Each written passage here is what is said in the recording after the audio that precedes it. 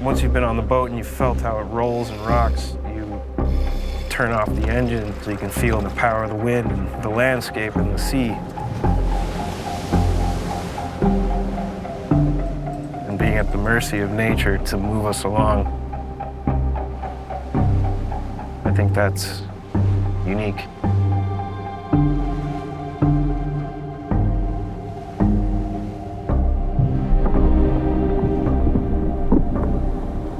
It's a dramatic landscape, and it's interesting to see because the landscape's constantly changing and being formed by the motion of the glaciers as they're sliding down into the oceans.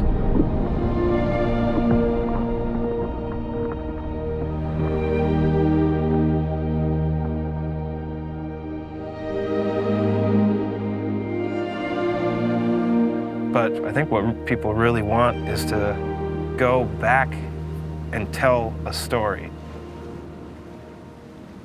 From my experience, you get that story through adventure.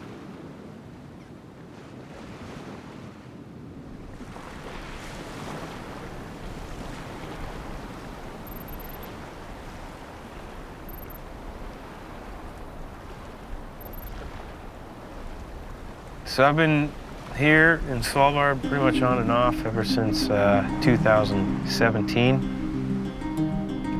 Svalbard's a bit of a tricky place to sail, but heard a rumor that there was a need for skippers in this area and went for that, and I've been here working as a skipper/guide up here in the summer season. And then you just pull it all in. And once it's all in, you let me know. When I'm not sailing up here in Svalbard during the summer months, I return back to Minnesota, help managing the family dog sled business there.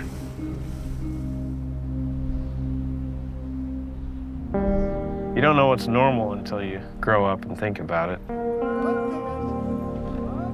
Grew up with at least 50 to 70 sled dogs. In the winter months, for a living, my parents will be doing dog sled tours. You know, freezing our butts off, dog sledding and camping, venturing around through the Boundary Waters. So I'm pretty used to going on adventures. I think my parents were trying to pass that down on to us.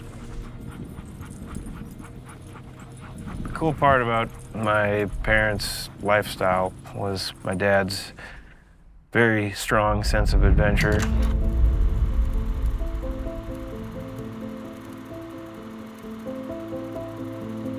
My dad, Paul Schurke, he joined Will Steger on an expedition to the North Pole in 1986. Suddenly, the difference between failure and success depends on Paul's ability to work a miracle. The first unsupported dog sled expedition to get to the North Pole. Schurke's readings show the sun to be revolving in a perfect circle. There can be only one explanation. They are standing at the pole.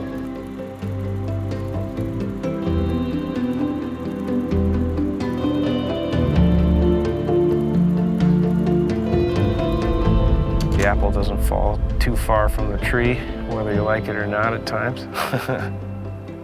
It's through my dad that I've ended up here in Svalbard.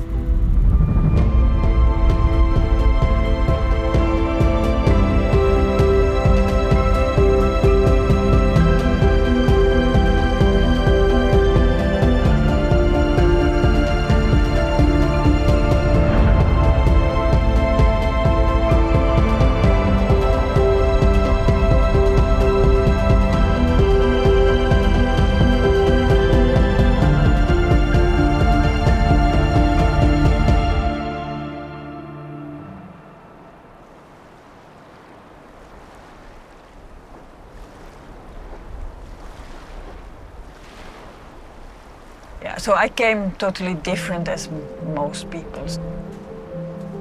So I came to visit these friends who lived in the middle of nowhere. I didn't know so much about Svalbard, so it was just so many new things, and so these big landscapes and all this, and of course the animals. So I was Maybe you call it starstruck.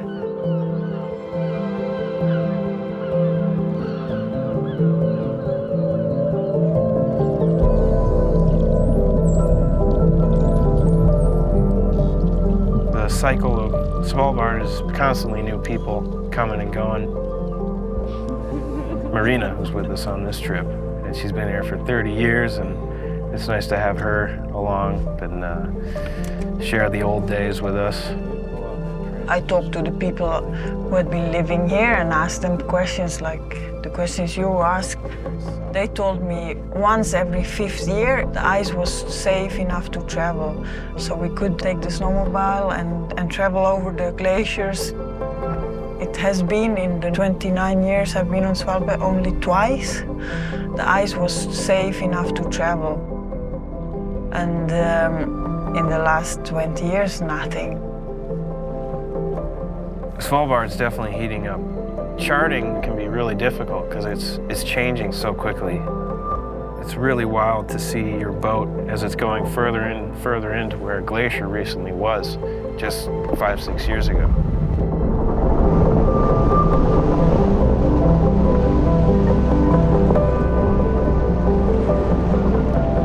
I feel like I'm kind of lucky to see it before it's gone.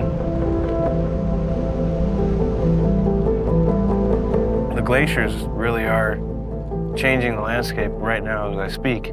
And so being on these smaller boats, and we can now go in waters that have not really been navigated before.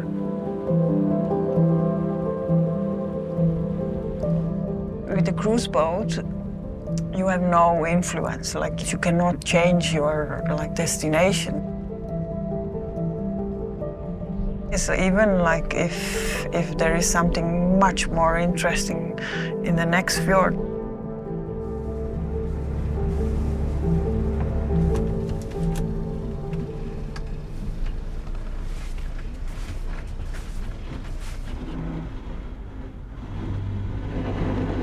we were in the north, and of course, because of the ice, the possibility of seeing polar bears in the north is more than in the south.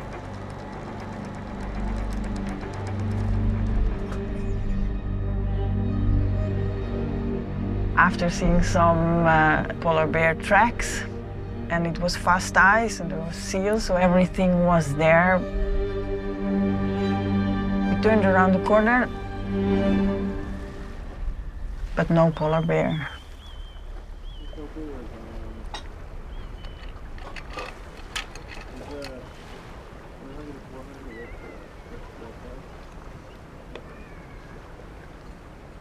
But in a way, it's always never too late to see it. We left and turned around another corner.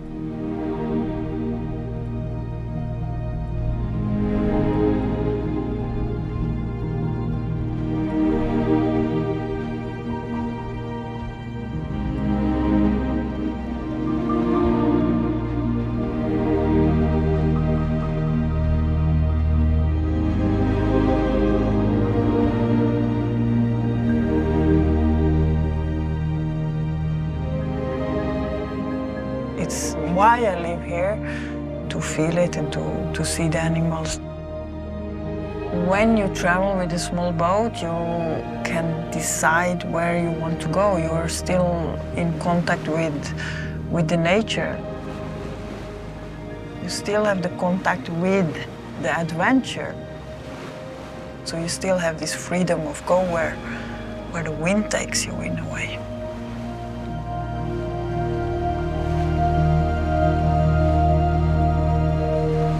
I've definitely seen how social media has affected travel and places to go.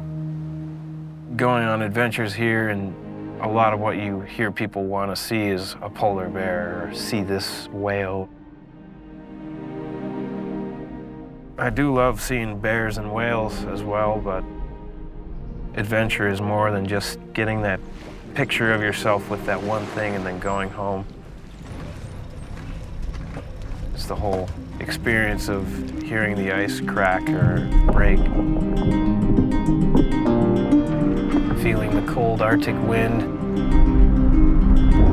The weather turns, or the weather's nice, so you might as well stay here and enjoy this or go while you can. It's the whole good and bad, type A, type B experience.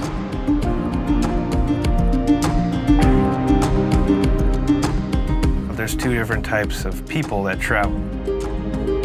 Either they're going there to take a selfie, check it off the bucket list, go home, and say they did it.